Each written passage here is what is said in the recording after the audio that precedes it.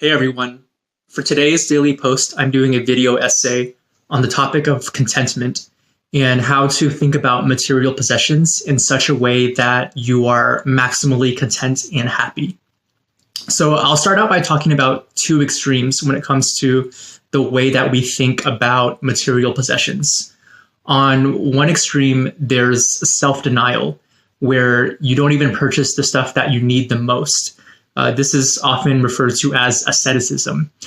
Living an ascetic lifestyle is the kind of lifestyle where you don't even address what you need on a basic level. You live self-denial out to such an extreme extent that it hurts, and it's a very impractical way of living, and it has consequences too.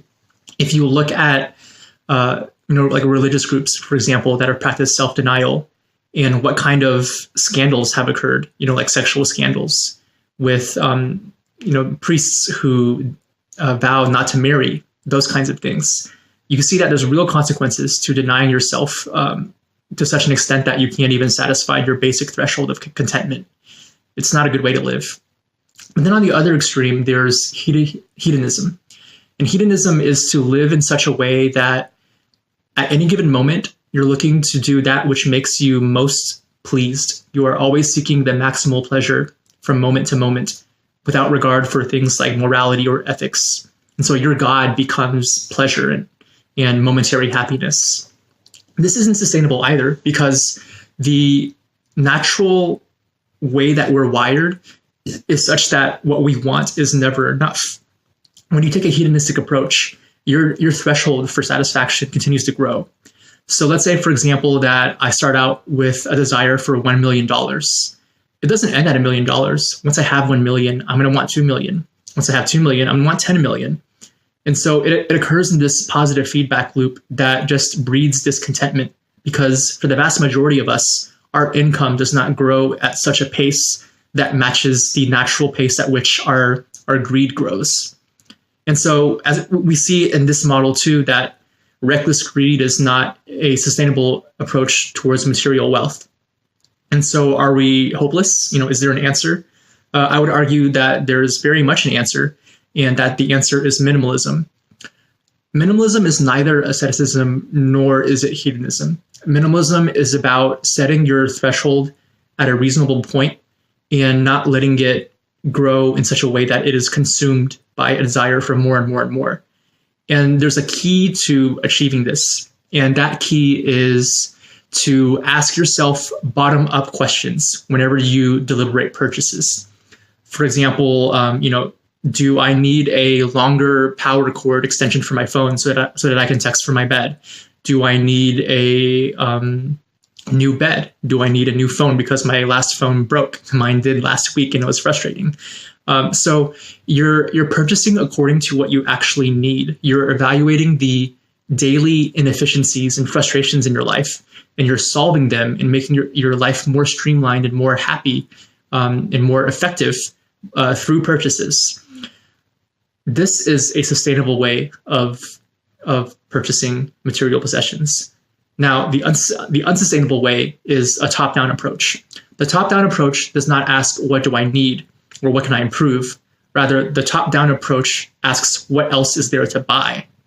There are always things out there to upgrade. You can upgrade your car, you can upgrade your house, you can upgrade your electronics, you can upgrade all kinds of things. And all these consumer product companies will spend billions and billions of dollars trying to advertise to you, to convey to you this philosophy that you will not be happy until you upgrade this thing that you have. But it's a trap. It's an unending nightmare. It's a vicious cycle, because once you have that new upgrade, you'll be happy for a day. You'll be happy for a week, maybe. But then what happens after that? Your threshold increases beyond what it was before. You want more. This can happen with clothing. It can happen with accessories and electronics and all kinds of products. Really, almost anything that can be upgraded. There's this temptation to raise your threshold. And it's unsustainable. You'll find yourself laboring day in and day out, obsessed over what to buy next. And it's just going to breed misery, not contentment. And so you don't want to buy into that lie that additional purchases are the thing that will make you ultimately happy, because they're not ultimately satisfying. And so the underlying framework that you have to think in accordance with to really break out of that cycle is to ask bottom-up questions. That's what I do with all my purchases. I purchase things that address underlying needs that I have. I identify problems and then solve them with what I buy, rather than taking the top-down approach of saying what is out there that I can purchase, because that question has an infinitely long answer. There's always more that I can purchase, and it will not satisfy me beyond like a few moments. I'm just going to want more and more. So I have an insight for you. And that insight is that you can be as happy as a millionaire without being a millionaire. And the key lies behind the fundamental equation for what makes contentment, specifically in regards to material possessions. I'm not talking about things like spiritual contentment or relational contentment, not those things. When it comes to material possessions, contentment is not equivalent to the absolute dollars of total of what you have. Rather, contentment is the sum. It's the absolute dollars that you have. Sorry, not the sum, the difference. It's the absolute dollars you have minus the threshold at which you will be content at when it comes to material goods. So it's what you have minus what you want.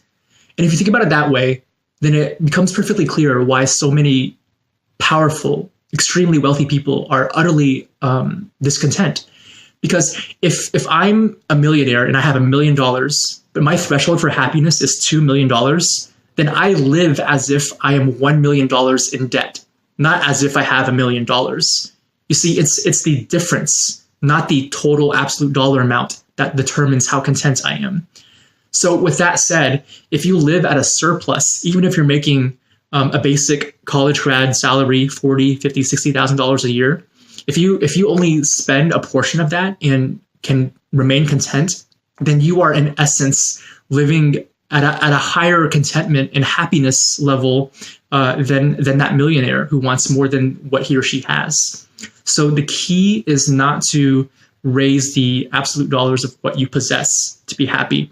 The key really is to maintain a safe threshold that does not spiral out of control and grow exponentially beyond your means. And to maintain your absolute dollars worth of possessions below that threshold. The greater the difference between your want and your need and your have, the greater the surplus or deficit of your happiness. It's not the total dollar amount. It's the difference between the two that determines how content you are. So with that framework in mind, I hope that this message is a message of hope, because it means that even if you're not making that much money, you can be very content. And if you take a look at my room, within these four walls contains pretty much all of my material possessions in life.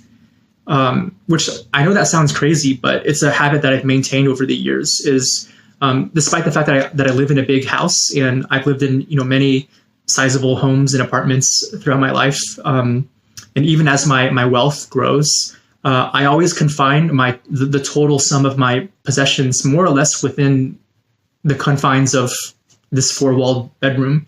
And the reason that I set that boundary for myself is because I know that the moment I start trying to upgrade things, I'm going to look for more space to store those things. And when I have more space, I'm going to look to fill that space with more material possessions.